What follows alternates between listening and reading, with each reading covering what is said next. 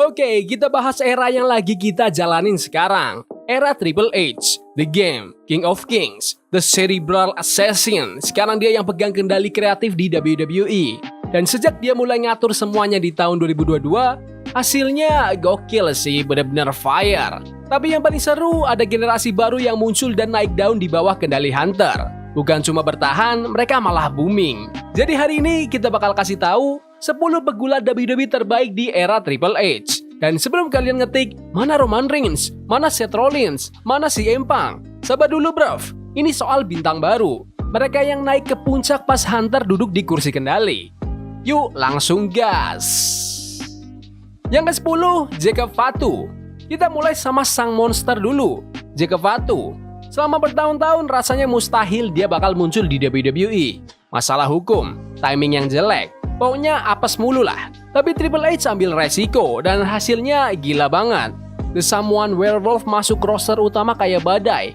Auranya tuh asli, energinya beda. Gabungan vibes Umaga pas lagi prime plus unpredictable-nya Brock Lesnar waktu muda. Dan usianya baru 33 tahun bruv. Masih awal perjalanan. Percaya deh, orang ini punya potensi jadi bintang utama di WrestleMania. Yang ke-9, Dominic Mysterio.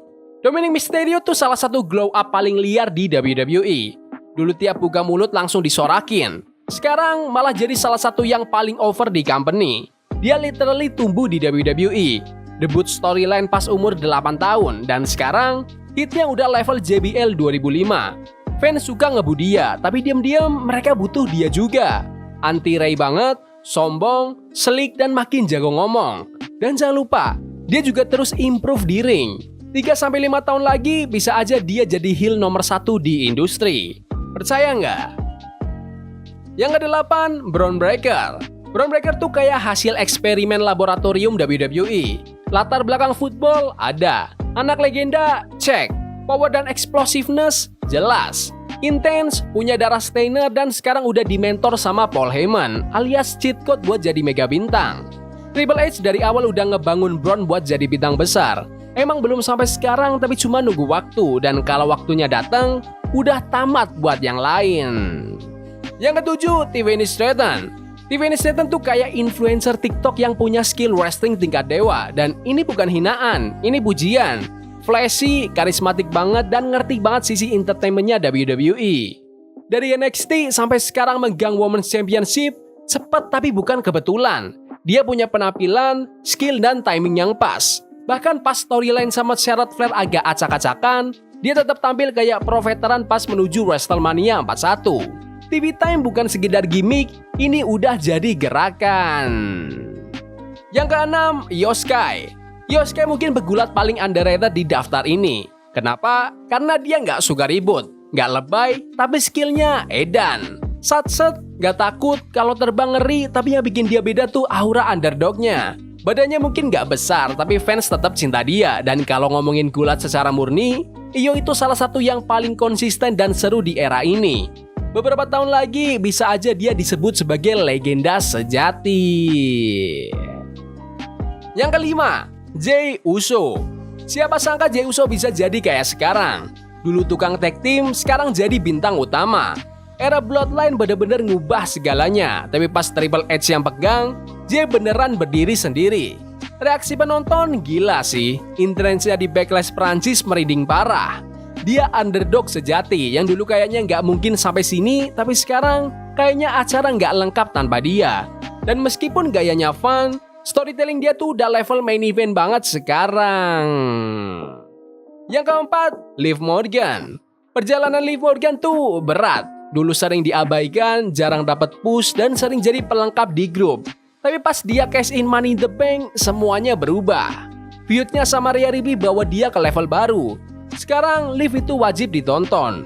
Gritty, nggak bisa ditebak, dan koneksi sama fansnya tuh natural banget. Dan ya, jangan kaget kalau someday dia menyeberang ke dunia hiburan lain.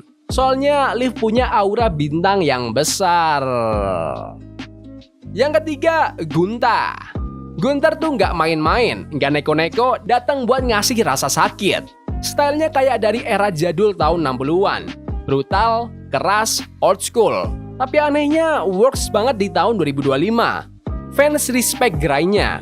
Reign dia sebagai Intercontinental Champion legendaris, pecah rekor, sadis. Dan jujur aja di era Vince dia nggak bakal dapat spotlight ini. Triple H kasih panggung, Gunther sulap jadi emas, literally. Yang kedua, Rhea Ripley. Rhea Ripley itu bukan cuma bintang divisi wanita, dia itu mega bintang. Triple H sudah lihat potensinya dari awal. Looknya gahar, vibe-nya ngeri, wrestlingnya elite. Dia bisa ngelawan siapa aja, cowok atau cewek, dan tetap jadi yang paling intimidating di ring. Rhea bukan sekedar juara, dia wajahnya divisi wanita WWE sekarang. Dan jujur aja, gak ada yang nyamain. Yang pertama, Cody Rhodes. Ini kayak cerita di film, bruv. Cody Rhodes keluar dari WWE, bikin perusahaan lawan, reinvent diri, terus balik. Bukan cuma buat jadi juara, tapi buat nyelesain cerita. Dan cerita itu epic banget. Ini bukan cuma arc redemption, ini hero's journey asli. Cody jadi jantung emosional WWE-nya Triple H, Hulk Hogan, John Cena, Steve Austin versi modern. Apapun sebutannya, Cody itu simbol era ini. Dan sekarang, semua rising star bakal dibandingin sama standar Cody. Dan itu dia, 10 pegulat terbaik di era Triple H sejauh ini. Tapi pertanyaannya sekarang, siapa selanjutnya? Siapa yang lagi ngumpet di bawah permukaan siap buat meledak? Komen pendapat kalian di kolom komentar. Ya udah gitu aja video hari ini. Jangan lupa like dan subscribe ke channel ini karena gue pengen 20.000 subscribers di bulan ini. Tolong bantu. Yes boy, see you. Love is a game we play incognito. Forbidden fire on Nico. Burning for love we can hold. I wish we were impossible. Yeah, we play incognito. Forbidden